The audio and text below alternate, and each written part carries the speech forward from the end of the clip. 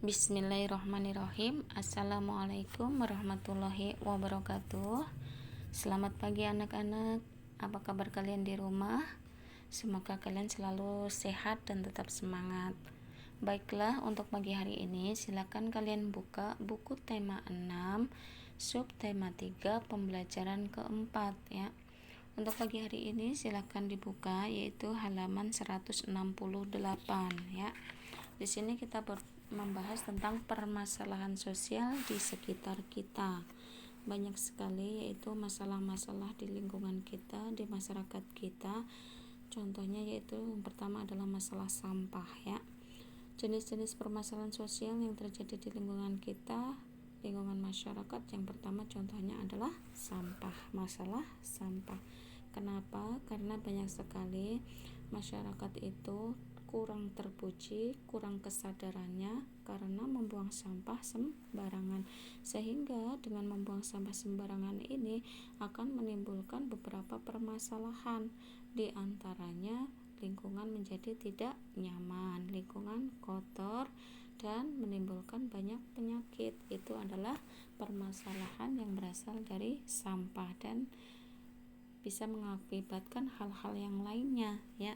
Terus yang kedua yaitu kali atau sungai yang kotor. Itu juga menjadi permasalahan sosial di lingkungan masyarakat.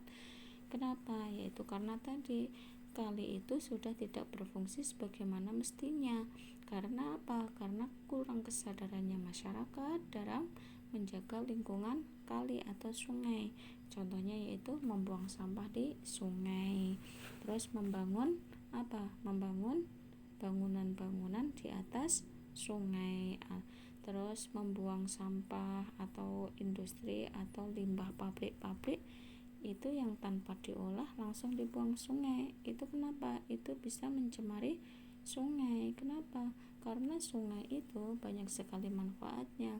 Biasanya digunakan oleh masyarakat untuk mencuci, untuk mandi, dan untuk sebagainya. Kalau sungainya kotor atau tercemar, itu akan merugikan orang lain atau merugikan masyarakat. Itu adalah permasalahan yang kedua. Yang pertama tadi adalah masalah sampah, yang kedua adalah sungai yang kotor ya, atau pencemaran sungai. Yang ketiga yaitu masalah bangunan liar. Bangunan liar ini di perkotaan sering kita jumpai, di mana biasanya dibangun di atas saluran air, trotoar, di taman-taman kota, ataupun di kolong-kolong jalan layang, yang pada umumnya bangunan liar ini adalah merupakan bangunan sementara yang didirikan yang tidak pada tempatnya, yang seharusnya tidak dibangun. Kenapa? Itu bisa menyebabkan permasalahan kesehatan dan juga menyebabkan apa? Ketidaknyamanan masyarakat umum. Karena apa? Seharusnya kita berada di taman kota, melihat keindahan taman kota, tetapi di situ banyak bangunan yang tidak seharusnya dibangun. Itu bisa mengganggu kenyamanan masyarakat. Terus yang D, permasalahan lagi yaitu kemacetan lalu lintas ya. Ketika kita pagi, kita mau berangkat sekolah maupun berangkat kerja, lalu lintas itu macet. Kenapa? Karena banyak sekali pengguna jalan yang tidak melakukan kewajibannya untuk mentaati aturan lalu lintas. Hal tersebut bisa menimbulkan ketidaknyamanan bagi pengguna jalan yang lain. Maka dari itu permasalahan-permasalahan yang ada di lingkungan masyarakat mulai sekarang kita hindari. Jauhilah perbuatan-perbuatan yang tidak terpuji. Contohnya tadi yang pertama adalah membuang sampah sembarangan, yang kedua adalah mencemari sungai, yang ketiga adalah membangun bangunan liar ya, yang tidak pada tempatnya, yang keempat adalah tidak mentaati lalu lintas. Marilah kita hindari agar kita bisa hidup secara nyaman dan damai.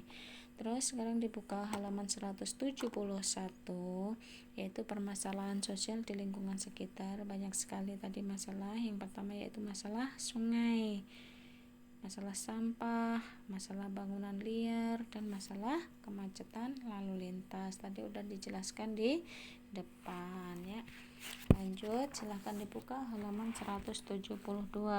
Kalau tadi permasalahan di lingkungan masyarakat, sekarang halaman 172 di situ yaitu masalah sosial di lingkungan sekolah. Contohnya apa? Contohnya yaitu bolos sekolah, terus membuang sampah sembarangan, berkelahi, terus kekerasan fisik. Itu adalah contoh-contoh masalah yang ada di lingkungan sekolah ya. Lanjut, silahkan dibuka yaitu halaman 178 pembelajaran kelima ya. Nah, pada pagi hari ini kita membahas tentang masalah bahan konduktor dan isolator di sekitar kita. Pada pelajaran sebelumnya kita sudah bahas yaitu kalau konduktor itu adalah bahan yang bisa menghantarkan panas secara baik. Kalau isolator itu adalah bahan-bahan yang tidak dapat menghantarkan panas ya. Itu adalah konduktor dan isolator. Contohnya yang termasuk konduktor tadi banyak, panci yang terbuat dari logam, misalnya terbuat dari aluminium, itu adalah contoh konduktor. Terus oven atau pemanggang itu juga konduktor. Mesin mobil dan motor itu juga termasuk konduktor. Isolator contohnya apa?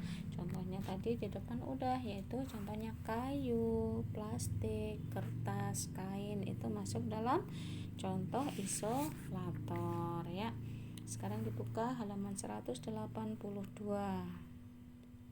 Nah, pada halaman 182 di sini yaitu ada beberapa pernyataan, yaitu kita disuruh untuk mengisi, yaitu pada halaman 182 di situ ada nama alat dan bagiannya. Contohnya di situ adalah pegangan panci, bahannya terbuat dari plastik, kegunaannya untuk apa? Untuk membuka dan menutup panci. Sifat hantarannya konduktor atau isolator, di situ masuk dalam isolator. Pegangan panci itu tidak panas ya. Kenapa? Kalau panas tangan kita bisa kepanasan ya, makanya pegangan panci itu terbuat dari bahan isolator. Ketika kita mengangkat panci agar tangan kita tidak kepanasan. Terus contoh yang kedua yaitu alas setrika, bahannya terbuat dari tembaga. Kegunaannya untuk apa? Kalau setrika untuk menghaluskan pakaian. Sifatnya apa? Konduktor ya. Terus ujung solder itu bahannya dari besi, kegunaannya untuk melekatkan ya. Terus sifat hantarannya apa? Konduktor, karena berasal dari besi itu masuk dalam bahan-bahan konduktor. Terus yang ketiga yaitu gagang solder, terbuat dari bahan plastik, kegunaannya untuk memegang solder saat digunakan. Sifat hantarannya apa? Isolator, karena terbuat dari bahan plastik. Terus yang kelima yaitu pegangan setrika. Pegangannya setrika itu terbuat dari bahan plastik.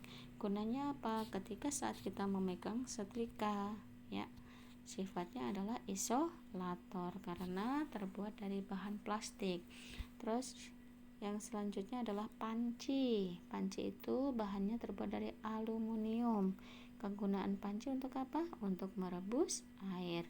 Sifat hantarannya apa? Panci itu adalah konduktor karena terbuat dari aluminium.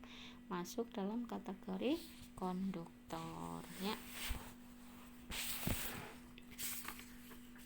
Lanjut, silakan dibuka halaman 184.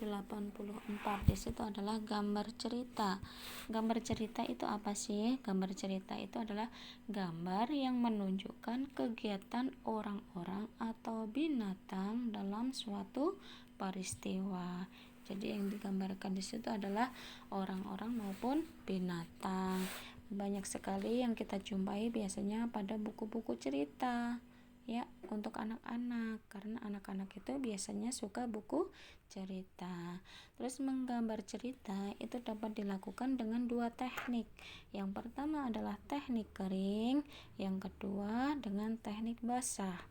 Nah, teknik kering itu adalah menggambar cerita dengan teknik kering itu tidak perlu menggunakan pengencer seperti air, ya. Tetapi apa bahan yang digunakan? Dia bisa menggunakan apa? Media kering yang biasa digunakan antara lain adalah apa? Teknik kering. Yang pertama adalah pensil. Bisa menggunakan pensil 2B maupun sampai 6B. Terus yang kedua adalah krayon. Ini juga termasuk teknik kering karena tidak memerlukan air. Yang ketiga adalah pulpen dan spidol. Ini termasuk adalah bahan-bahan yang digunakan dalam pembuatan gambar bercerita teknik kering. Terus yang kedua yaitu teknik basah. Teknik basah di sini adalah medianya menggunakan pengencer berupa apa? Berupa air, ya. Terus media yang digunakan itu antara lain apa? Itu bisa cat air, bisa tinta, atau media lain yang memerlukan air sebagai pengencer, ya. Nah, nih dilihat beberapa alatnya seperti cat air, cat poster, tinta bak atau tinta Cina, dan berbagai jenis kuas dan palet cat air.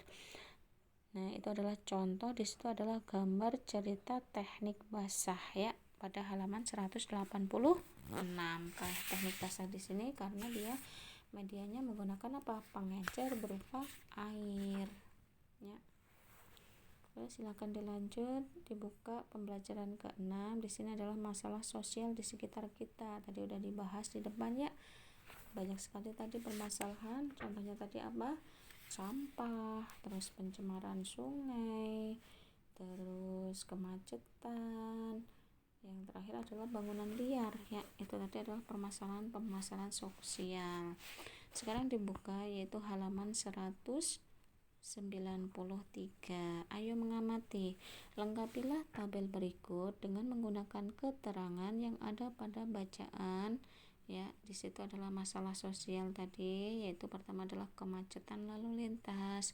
Terus misalkan lagi ada pencemaran lingkungan, pencemaran udara, pencemaran tanah, dan fasilitas umum yang rusak. Itu adalah contoh masalah sosial. Lanjut, silahkan dibuka lagi halaman 195, memahami gambar cerita, ya. Tadi membuat gambar cerita dengan menggunakan dua teknik, bisa menggunakan teknik kering, bisa menggunakan teknik basah. Tadi udah dibahas di depannya. Nah, udah cukup sekian penjelasan dari Ibu untuk pelajaran hari ini. Terima kasih, semoga bermanfaat. Assalamualaikum warahmatullahi wabarakatuh.